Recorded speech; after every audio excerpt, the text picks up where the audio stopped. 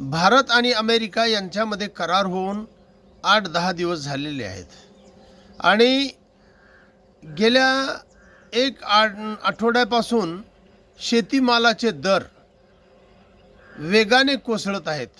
जवळपास 1000-2000 पर्यंत खाली आलेले आहेत.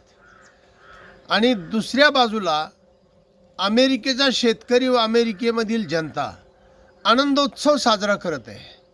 कारण तेथील कृषी मंत्र्यांनी सांगितलं की आता 140 कोटी लोकसंख्या असलेला देश आपल्याला व्यापारासाठी खुला करण्यात आलेला आहे आणि तेही विनाशुल्क आपला माल भारतामध्ये जाणार आहे. त्यामुळे अमेरिकेच्या शेतकऱ्याला, अमेरिकेच्या जनतेला त्याचा पुरेपूर मोबदला मिळणार आहे. आणि भारताने हा करार करत असताना हे पाहायला हवं होतं की आपली बाजारपेठ खुली केली तर आपल्या देशातील शेतकऱ्यांना काय परिणामाला त्यांना सामोरे जावं लागेल. की आपल्या भारतामध्ये सोयाबीनचं उत्पादन, एक उदाहरण द्यायचं असेल तर सोयाबीनचं उत्पादन सरासरी 6 ते 7 क्विंटल येतं एकरी. आणि अमेरिकेमध्ये GM सोयाबीनला परवानगी असल्यामुळे, GM बियाणे पेरणीला परवानगी असल्यामुळे त्यांचं सोयाबीनचं उत्पादन जवळपास 30 ते 40 क्विंटल आहे.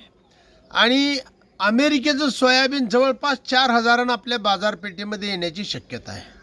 आणि 40 क्विंटल जर धरलं तर अमेरिकेच्या शेतकऱ्याला 1,60,000 एका एकरमधून मिळतात. आणि त्या उलट भारतातल्या शेतकऱ्यांना फक्त 28,000 रुपये मिळणार आहेत.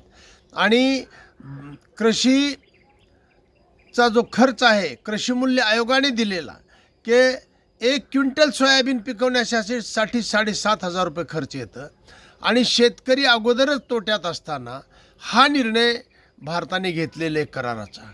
दुसऱ्या बाजूला दुग्धजन्य पदार्थसुद्धा अमेरिकेमधून भारतामध्ये भरमसाठ वेगाने असं येणार आहे. आणि आता मला सांगा, जसं की सोयाबीनचं आपण पाहिलं तर त्याच पद्धतीमध्ये अगदी आपली जर्सी गाय भारतातली दिवसाकाठी जास्तीत जास्त 20 लिटरपर्यंत दूध देऊ शकते.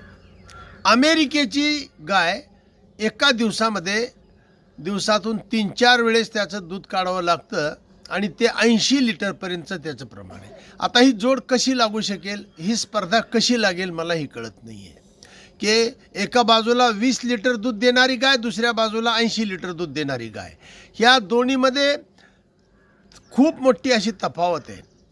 आणि भारताला जर का हा निर्णय कायम ठेवायचा असेल, हा करार जर निभवायचा असेल तर क्रांतिकारी शेतकरी संघटनेच्या वतीने मी आदरणीय पंतप्रधान मोदी साहेब यांना सांगू इच्छितो की आपल्याला जर हा करार घ्यायचा असेल आणि कायम ठेवायचाच असेल तर आम्हाला GM सोयाबीनची परवानगी द्यावी. GM बियाणे कपाशी असेल, GMचं तूर असेल, हरभरा असेल, जे काही असेल GMची परवानगी असावी. आणि दुसरी गोष्ट, ज्या गायी अमेरिकेमध्ये आहेत 80 लिटर दूध देणाऱ्या, त्या गायी पण भारतामध्ये उपलब्ध करून द्याव्यात. तेव्हाच ही स्पर्धा होऊ शकेल. अन्यतः भारतामधल्या शेतकऱ्यांच्या आत्महत्या वाढण्याची खूप मोठी भीती निर्माण झालेली आहे. तरी पुनश्च एक वेळ आदरणीय पंतप्रधान मोदीजी, आपण हा निर्णय रद्द करावा किंवा GMचे सर्व बियाणे व त्याच पद्धतीचे गायीसुद्धा उपलब्ध करून द्याव्यात, जेणेकरून शेतकरी या ठिकाणचा स्पर्धेमध्ये उतरेल. आपण जर हे केले नाही तर मात्र आपल्या सरकारच्या विरोधात शेतकऱ्यांच्या रोषाला आपल्याला सामोरे जावंच लागेल.